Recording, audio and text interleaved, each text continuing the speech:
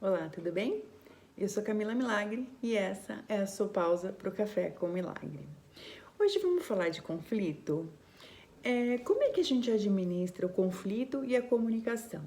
Então, basicamente, quando a gente está dividindo a vida com outras pessoas, nós estamos o tempo todo nos comunicando.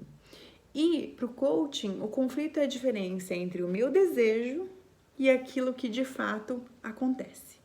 Então, digamos que, por exemplo, sempre que não existe uma sintonia entre o que eu quero e aquilo que realmente acontece, potencialmente nós temos um conflito. Então, digamos que você está, vou dar um exemplo bem simples. Você está no supermercado e você quer o sorvete de morango, o seu filho também quer o sorvete de morango e seu marido quer o sorvete de chocolate. E vocês vão levar um pote para casa. Sempre que a gente olha para isso com olhos não para o que vai criar mais, o conflito passa a aumentar. Então, como a gente administra isso? Idealmente é buscar eliminar esse espaço que existe entre o meu desejo e aquilo que de fato vai acontecer. Então, digamos que uma das maneiras de solucionar o conflito do sorvete seria eu comprar o sorvete de morango, afinal, 2 pessoas queriam sorvete de morango. Entretanto, uma outra maneira de resolver esse conflito é agradar os 2 lados e comprar o sorvete de morango e o sorvete de chocolate. Na impossibilidade, como ficaria aquele que não vai ficar com o sorvete favorito? E quanto isso é importante para ele? Então, também existem níveis de conflito. Quanto maior a importância daquele desejo para a pessoa, maior potencialmente é o nível de conflito. Então, nessa realidade, uma das coisas que as pessoas usam para resolver conflitos é fazer jogos de poder. Então, em vez de a gente buscar soluções, fazer perguntas e buscar o que poderia criar mais naquela situação, a gente acaba usando o poder. Então, no nosso exemplo do sorvete, o pai poderia dizer: bom, eu sou o chefe da família, eu ponho dinheiro dentro de casa, sorvete de chocolate é o que vamos levar. E a mãe e o filho ficam: tá, né? Ok. Mas o que importa quando a gente está administrando um conflito é realmente achar os meios para superar isso, sair dos jogos de poder, né? No caso, como a gente demonstrou com o pai, e trazer a situação de maneiras que todos se sintam incluídos. E de maneira geral, a gente faz isso na comunicação. Então, nós poderíamos negociar, por exemplo. Dessa vez, então, nós vamos levar de chocolate, porque a gente sempre leva de morango, né, filho? Deixa o papai escolher dessa vez. É uma maneira de administrar o conflito. Ou dizer: poxa, papai, todos preferiram de morango, nós 2 preferimos de morango. Vamos levar dessa vez e na próxima a gente leva o de chocolate. Ou então, por que não, vamos levar os 2. E papai come o de chocolate e a mamãe e o filho comem o de morango. O fato é que se a gente não ficar atento, os jogos de poder alimentam os conflitos e os conflitos alimentam os jogos de poder. E aquilo fica se retroalimentando num looping infinito que não cria mais para ninguém. Então, para a gente poder diminuir essa sinergia, para a gente poder diminuir os jogos de poder, ao contrário, e aumentar a sinergia, a gente pode fazer algumas coisinhas. Uma delas é perceber quando é que a administração desse conflito vai criar mais. Então, como é que vai criar mais? Então, de repente, dessa vez agradar o papai, de repente, ir pela maioria e, de repente, comprar os 2. O que vai criar mais naquela situação específica? E como a comunicação pode intermear as partes para que isso fique livre de conflito ou diminuir o conflito ao menor denominador. E outra coisa é a gente ficar muito atento para não se tornar um joguete nos jogos dos outros.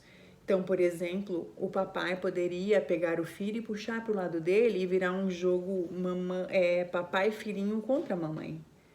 Ou a mamãe dizer, não, mas a criança quer o de morango. Então, papai, veja, a criança quer o de morango. E aí a mamãe usa o filhinho como joguete contra o papai.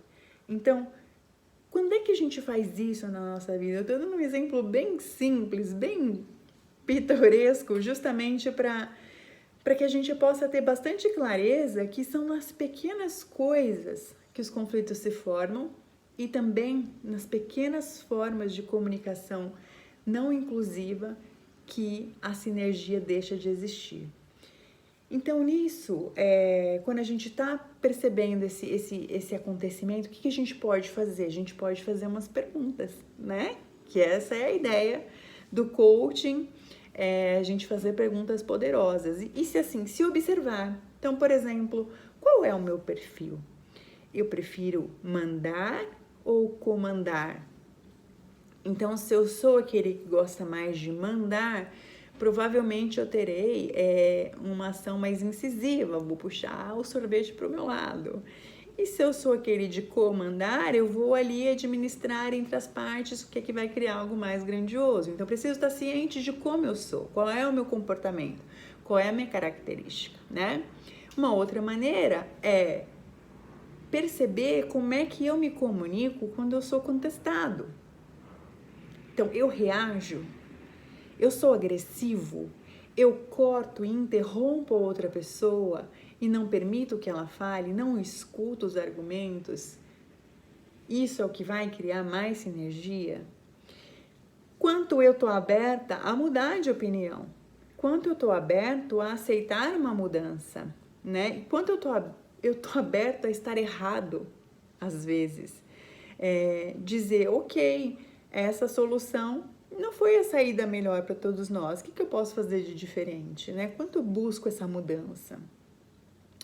E quando você se comunica, você é do tipo que se protege, que se defende, ou você é do tipo que expõe seus pontos livremente, que se sente à vontade para trazer à tona outras questões, para trazer à tona perguntas que vão criar algo para todos? E se no caso, por exemplo, você está dentro de um grupo, como a mamãe com o filhinho ou o papai com o filhinho, você é você mesmo dentro da equipe ou você usa a sua equipe, usa alguém do grupo para obter o que você deseja? Você busca ter aliados ou você é você mesmo? E ali, da sua maneira, você consegue, na maioria das vezes, por que não dizer, obter o que você deseja e diminuir o conflito para o seu lado, pelo menos. Mas o que é que vai criar mais? E em que momentos e com quais tipos de conflito a gente é mais predisposto a fazer jogos de poder?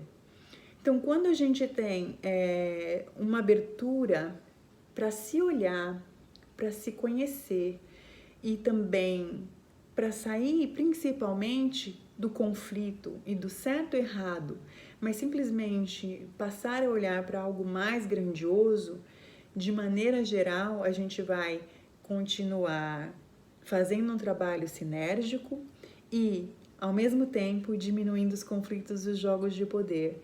E quando a gente não tem um para retroalimentar o outro, as chances são de que a gente vai obter uma situação em que mais pessoas vão estar satisfeitas e com menos conflitos.